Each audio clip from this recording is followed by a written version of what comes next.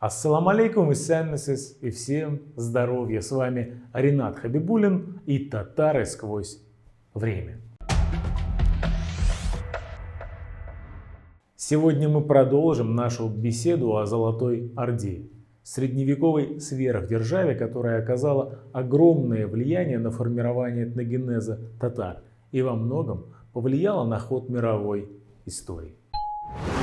Функционирование государства джучитов в течение более 200 лет стало возможным во многом благодаря продуманной и взвешенной политике ее правителей в отношении религии, традиций и культуры покоренных народов. В эпоху Средневековья и крестовых походов, организованных папством и западными странами, данная характеристика в масштабах огромного государства являлась поистине уникальной. Особого упоминания требует религиозная политика ханов Улуса Джучи. К моменту завоевания Срединной Евразии здесь сформировалась сложная конфессиональная ситуация.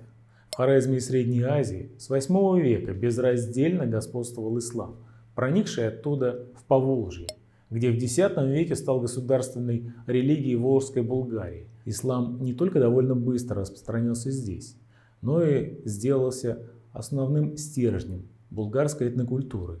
И из этой самой северной точки своего распространения мусульманство, благодаря активности булгар, быстро проникло к народам Волго-Уральского региона.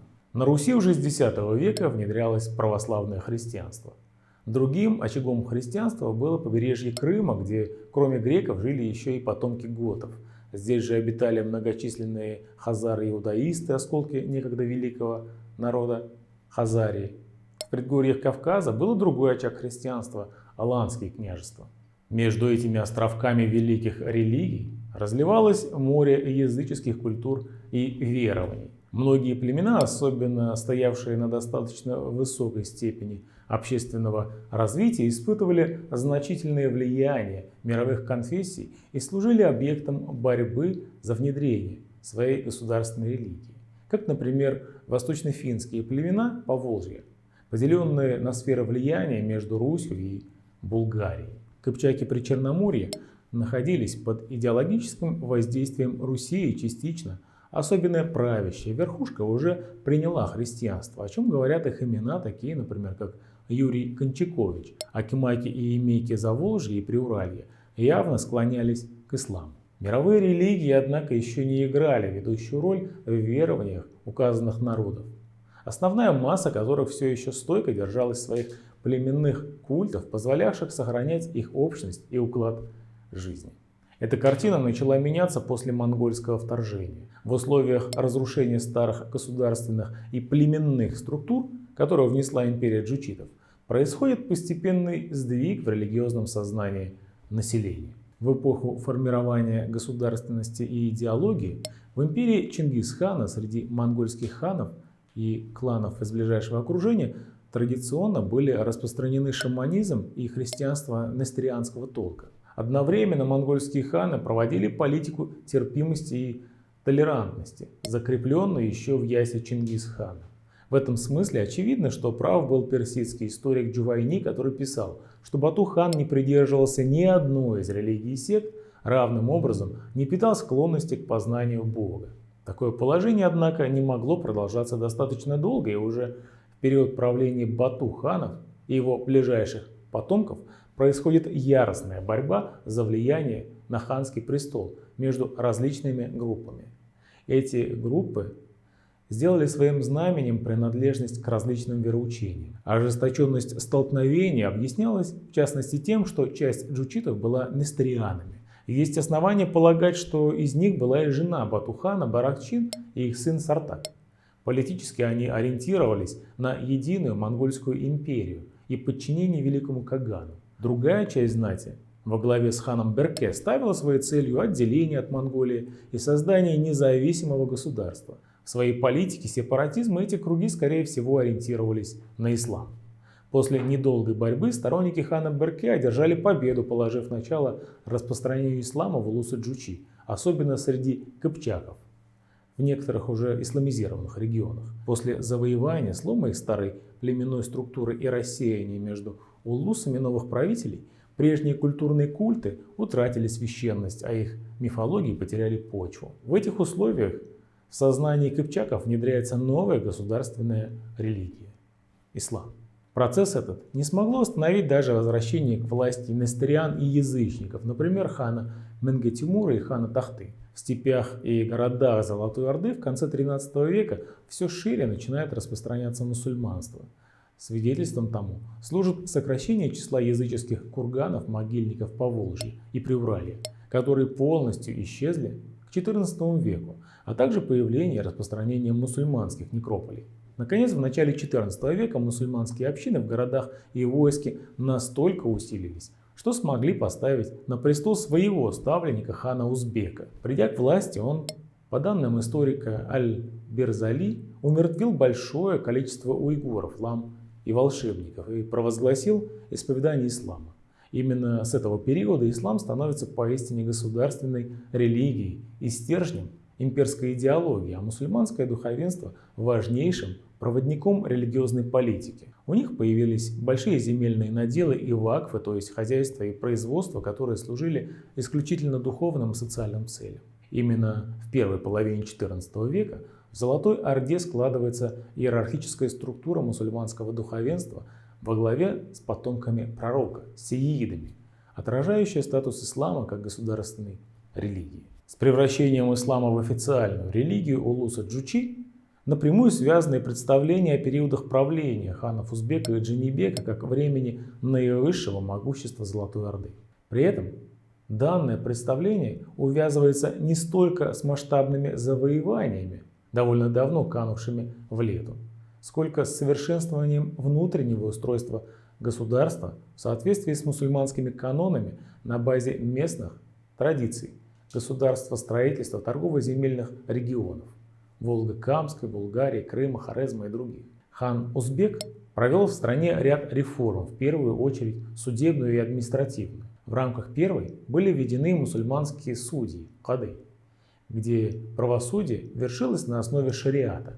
Примечательно, что их введение проходило не огульно, ведь наряду с ними продолжали функционировать тюрко-монгольские суды, дзаргу. При этом у участников тяжбы было право выбора, в какой суд им обращаться, о чем нам сообщает, например, Ибн Батута. Золотоордынские сеиды были одними из основных элементов мусульманского духовенства страны, имевшей сложную внутреннюю структуру. Ибн Батута писал, как султан Джанибек собрал шейхов, казыев, то есть судей, правоведов, и устроил большой пир. В ярлыках Тохтамыша и Тимур-Кутлуга также упоминается среди должностных лиц казы муфтии, шейхи-машейхи, то есть шейхи над шейхами, и шейхи-суфии. Указанные духовные лица, несомненно, находились между собой в иерархической соподчиненности, хотя полностью их структуру еще не определили. В районах, где господствовало христианство, положение было иным. Уже в годы правления Бату-хана православное духовенство получило определенные льготы. При хане Менгы Тимуре эта политика в дальнейшем развивалась. От его администрации в 1267 году митрополит Кирилл получил ярлык об освобождении от всякой дани и налогов, об уважении богослужения и об удержании татарских чиновников от обид и утеснения. Поэтому и другим подобным ярлыкам за оскорбление церкви и веры, уничтожение церковного имущества полагалась смертная казнь. Ярлыки содержали и прямое обращение к русским князьям с призывом соблюдать эти привилегии церкви. Одновременно весьма широкие права были представлены христианам в самом сарае. Уже при хане Берке в сарае была образована Сарайская православная епископия, способствовавшая дальнейшему укреплению положения православного духовенства в улусе Джучи и закреплению его привилегий. В целом же, несмотря на явное преобладание ислама, в улусе Джучи в первой половине XIV века сохранялась веротерпимость. В городах Поволжья наряду с мечетями строились церкви и синагоги, а у каждой конфессиональной группы населения были свои кладбища. В сарае проживали многие народы – монголы, асы, аланы, черкесы, русские, византийцы. Каждый народ живет на своем участке, пишет арабский путешественник Ибн Батута, добавляя, что также в кварталах располагаются их церкви. И это не случайно. Ханы улуса Джучи стремились соединить всех своих подданных какой бы веры они ни придерживались в единую общность. Отсюда, видимо, они хотели поставить себе на службу все духовенство. Главным для ханов было не вероисповедание своих подданных, а их лояльность к власти, личная преданность хану и вера в священность дома Чингисхана. Недаром эмиры в ответ на требования хана Узбека принять ислам отвечали: «Ты ожидай от нас покорности и повиновения. А какое тебе дело до нашей веры, и каким образом мы покинем закон и устав Чингисхана и перейдем в веру арабов?»